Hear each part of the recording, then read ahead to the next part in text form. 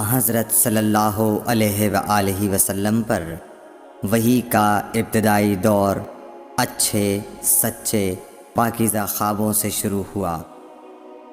آپ خواب میں جو کچھ دیکھتے وہ صبح کی روشنی کی طرح صحیح اور سچا ثابت ہوتا۔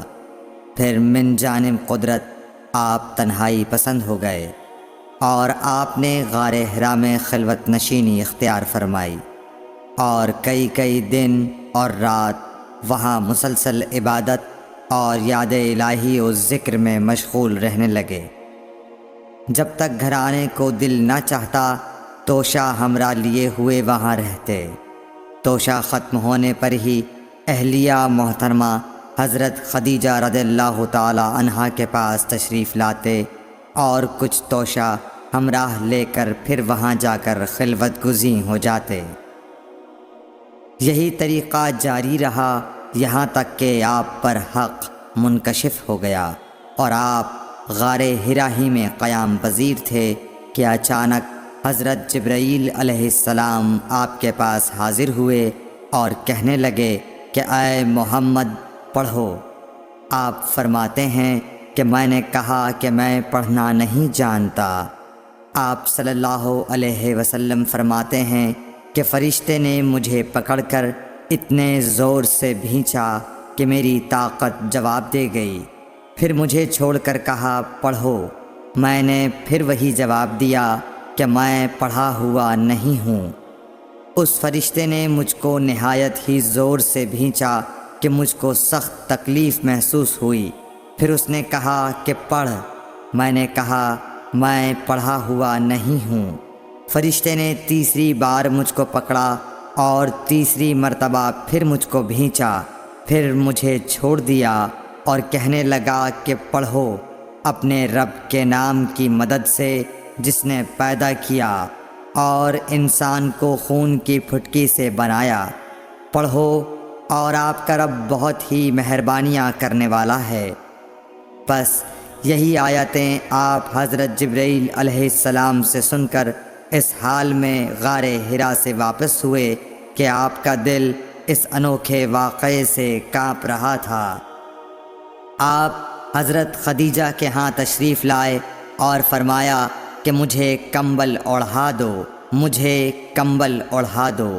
لوگوں نے آپ کو کمبل اوڑھا دیا۔ جب آپ کا ڈر جاتا رہا تو آپ نے اپنی زوجہ محترمہ حضرت خدیجہ رضی اللہ تعالی عنہا کو تفصیل کے ساتھ یہ واقعہ سنایا اور فرمانے لگے کہ مجھ کو اب اپنی جان کا خوف ہو گیا ہے۔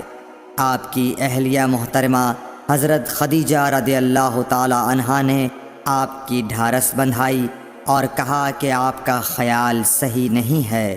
اللہ کی قسم آپ کو اللہ کبھی رسوا نہیں کرے گا۔ آپ تو اخلاق فاضلہ کے مالک ہیں۔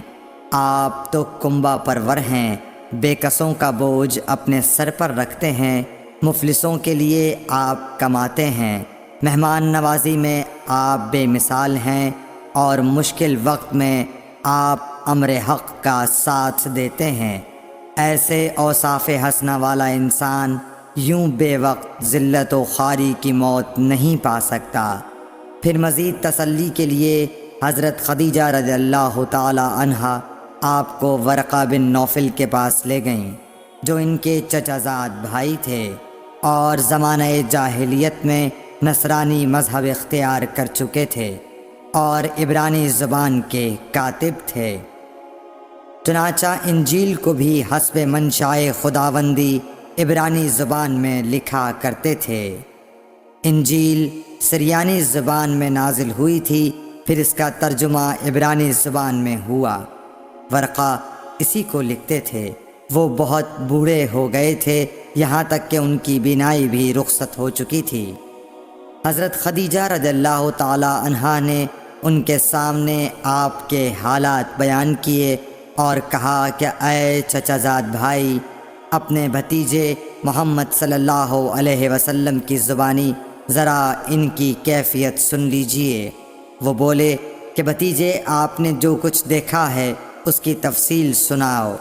چنانچہ آپ صلی اللہ علیہ وآلہ وسلم نے از اول تا آخر پورا واقعہ سنایا، جسے سن کر ورقہ بے اختیار ہو کر بول اٹھے کہ یہ تو وہی ناموس معزز رازدان فرشتہ ہے جسے اللہ نے حضرت موسیٰ علیہ السلام پر وحی دے کر بھیجا تھا۔